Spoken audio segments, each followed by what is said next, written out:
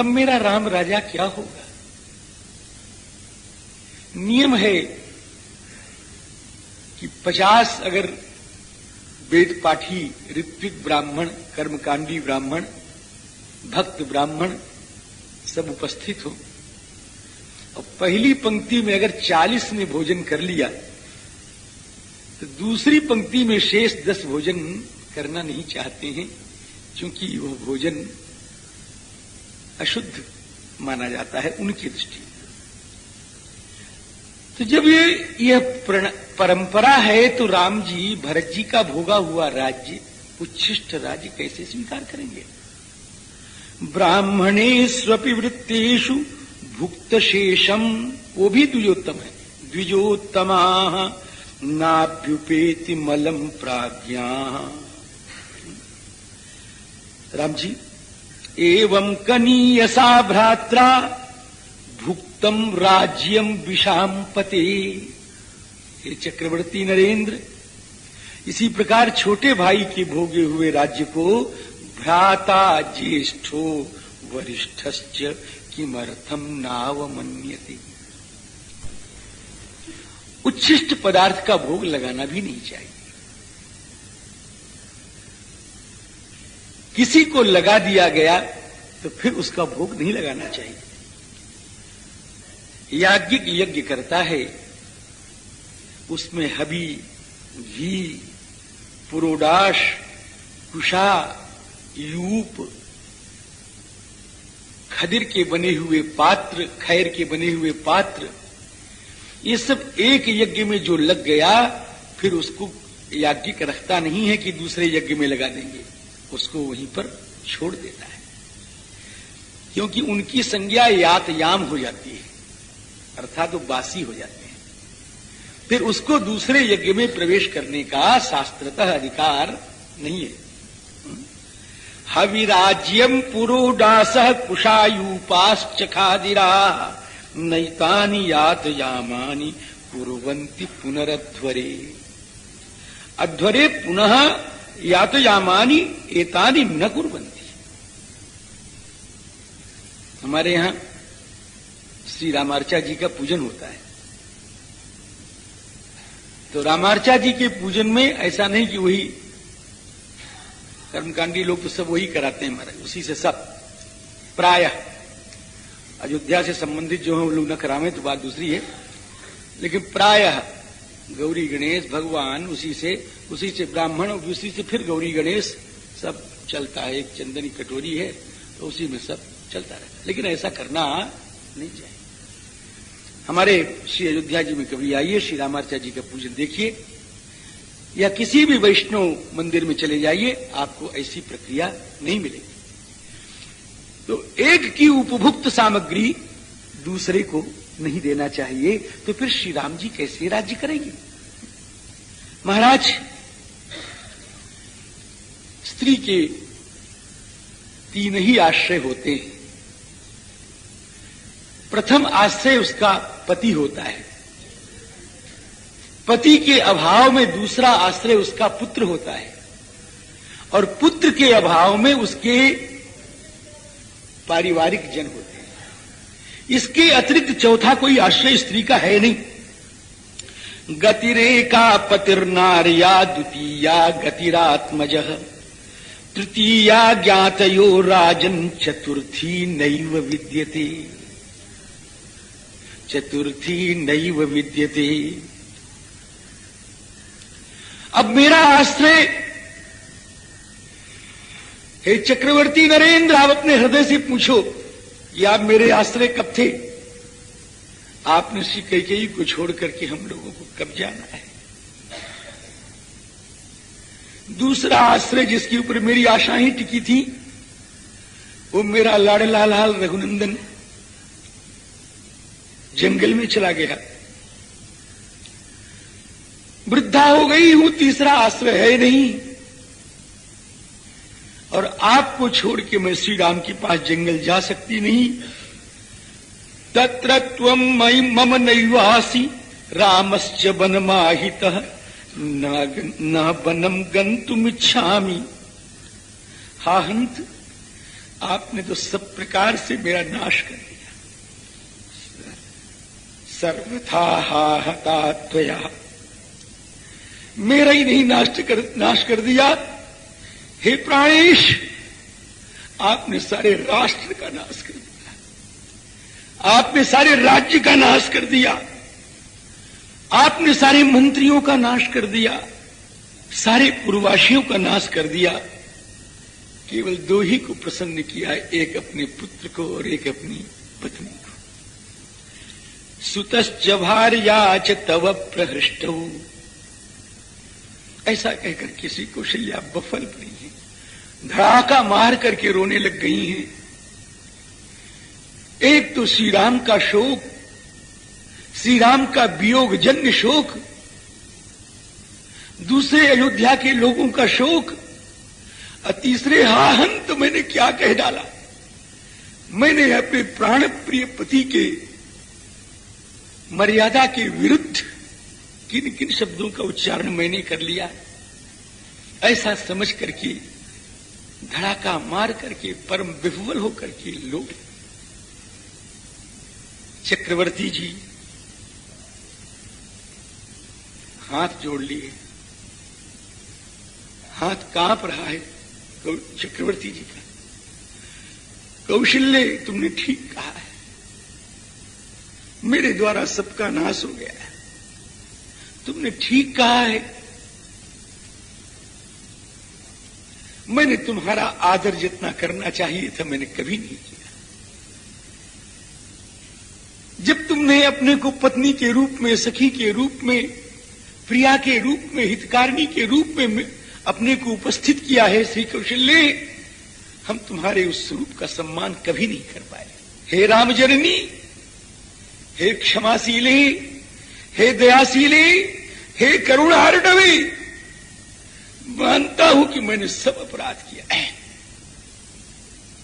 मानता हूं कि मैंने सारी प्रकृति का नाश किया है, मानता हूं कि मैंने सारे लोगों को दुखी किया है, लेकिन हे क्षमाशीले, तुम तो सहज ही क्षमा करती आई हो मुझे यावत जीवन, आज मुझे अंतिम बार पुनः क्षमा कर, मुझे क्षमा कर दो कौशल्य।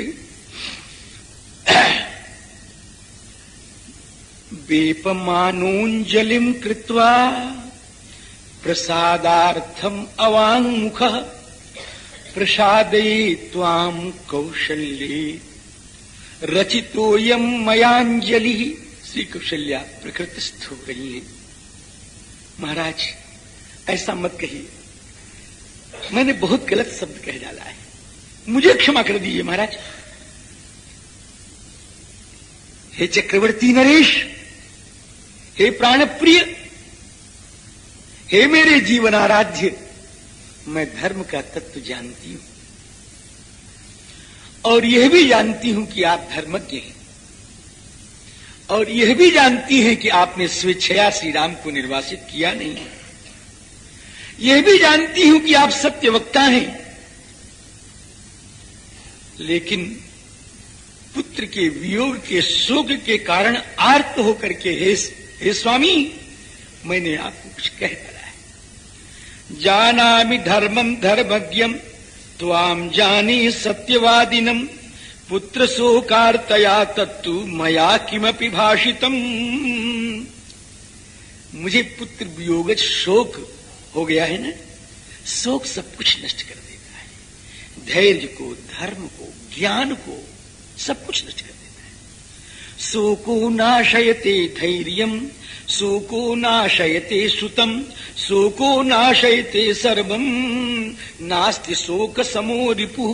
मुझे क्षमा कर दो स्वामी। ऐसा कहकर के श्री कौशल्या श्री चक्रवर्ती नरेंद्र के चरणों में आंसू बहाती हुई गिर पड़ी। चक्रवर्ती ने उठा करके उनको हृदय से, शिकार का बड़ा शौकीन था, शब्द वेदी बाण का प्रहार करता था।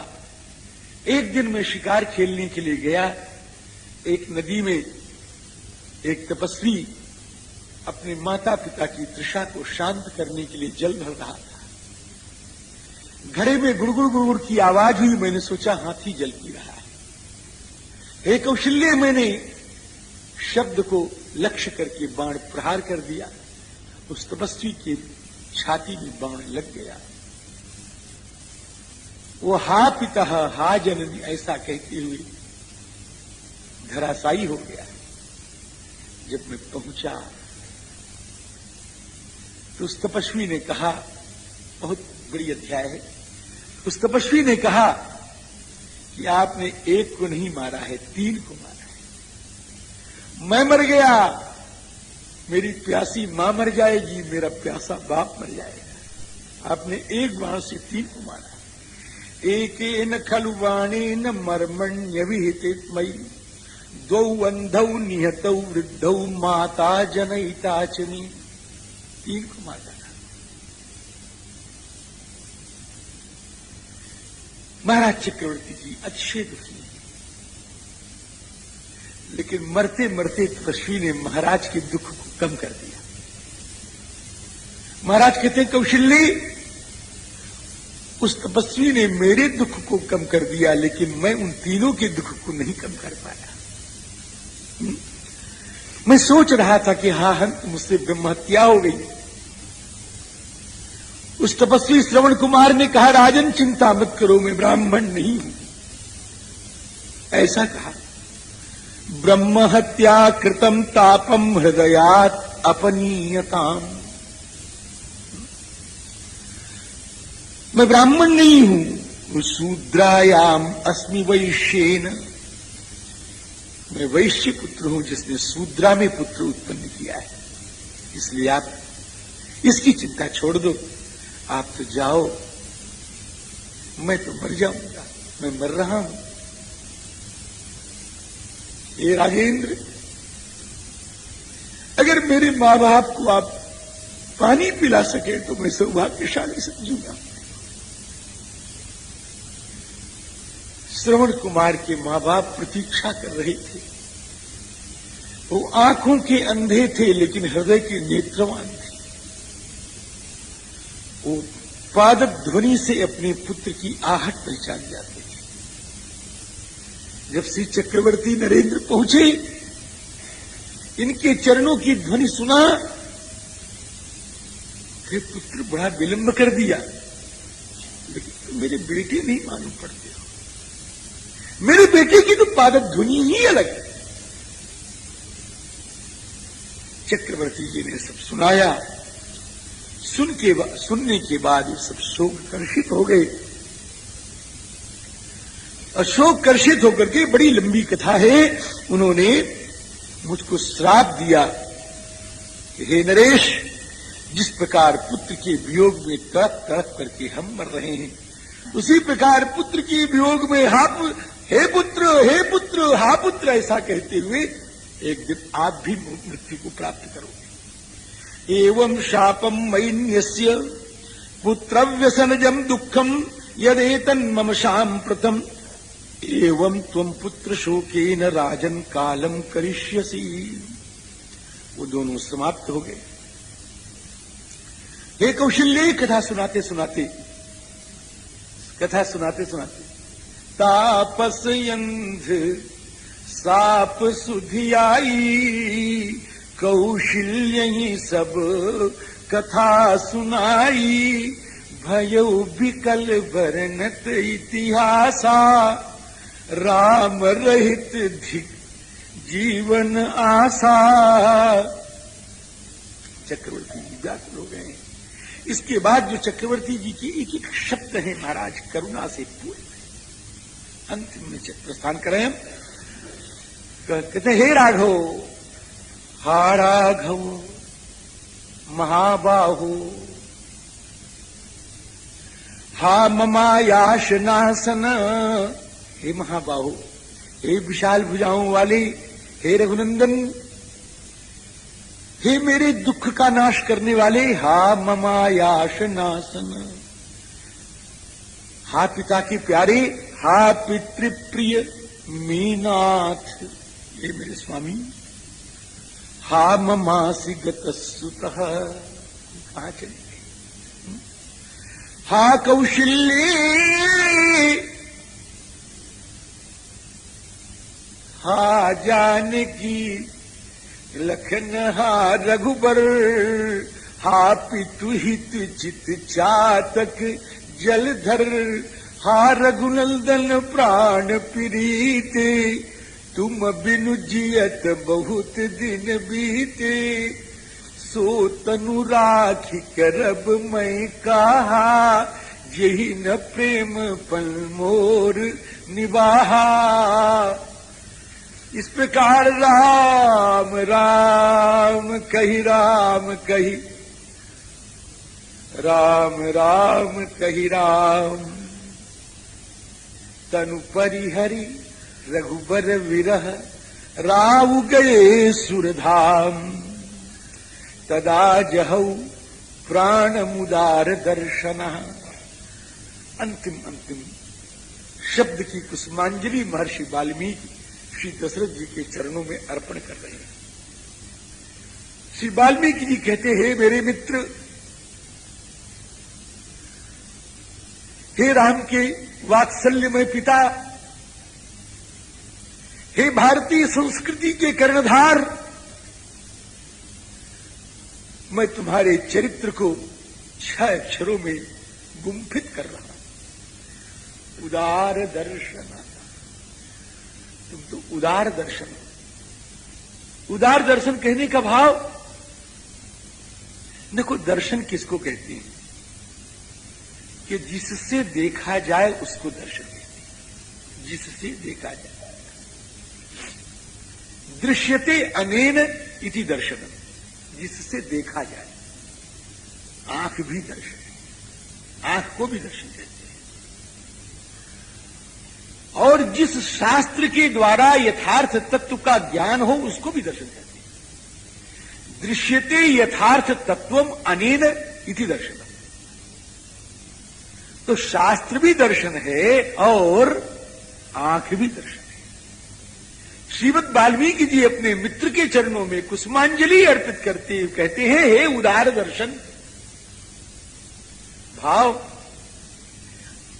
आपकी आंखों के सामने निस्संदेह निश्चित है, मेरा विश्वास है कि जिस समय आप समाप्त हो रहे थे, प्राण का परित्याग कर रहे थे, दुनिया से कूच कर रहे थे, उस समय श्री राम लक्ष्मण सीता आंखों के सामने आ गए।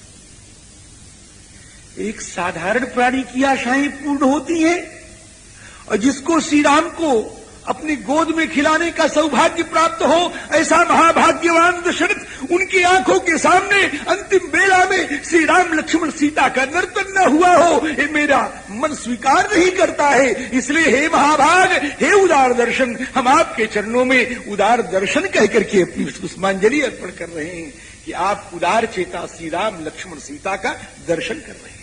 उदार दर्शन, यह उदार दर्शन कहने का भाव, हे चक्रवर्ती नरेंद्र, स्वयं खाकर के अपना पेट भरने वाला संसार होता है, लेकिन आपने स्वयं उपभोग करके सारे त्रैलोक्य को तृप्त कर दिया श्री राम दर्शन से, वही उदार दर्शन है। इसलिए आप सचमुच उदार दर्शन। हे चक्रवर्ती नरेंद्र, वास्तव में उदार तो आप ही हैं। उदार किसको कहते हैं? जो देते देते देते दरिद्र हो जाए, जो देते देते दरिद्र हो जाए उसको उदार कहते हैं। जो अपनी शक्ति की सीमा का अतिक्रमण करके दे उसको उदार कहते हैं। उत आ र, उदार है ना, उत आ र, खींचातानी नहीं है, बाल की खाल नहीं है, यही उसका अर्थ होगा। उत आ र, उत ऊर्ध्वम आसमंताद रा ददाती थी उदारा। जो अपने शक्ति का अतिक्रमण करके दे उसका नाम उदार है। 4 रोटियां हैं, अपने लिए रख लिया, 3 दूसरों को दे दिया, निस्संदेह आप दानी है, लेकिन उदार नहीं है। उदार किसको कहते हैं राम जी? कि जो 3 रोटियां, जो 4 रोटियां हैं, 4 तो दे ही दी, भीख मांग करके ला करके 5वीं भी दे दी, उसका नाम उदार है। उत आर। हे चक्रवर्ती नरेंद्र, आपने पूर्ण ब्रह्म परमात्मा सच्चिदानंद घन का प्राकट्य किया। प्राकट्य करके उसका उपभोग किया, उनका दर्शन किया। लेकिन इसके बाद इस मृत्यु वेला में हे चक्रवर्ती नरेंद्र, उस अपने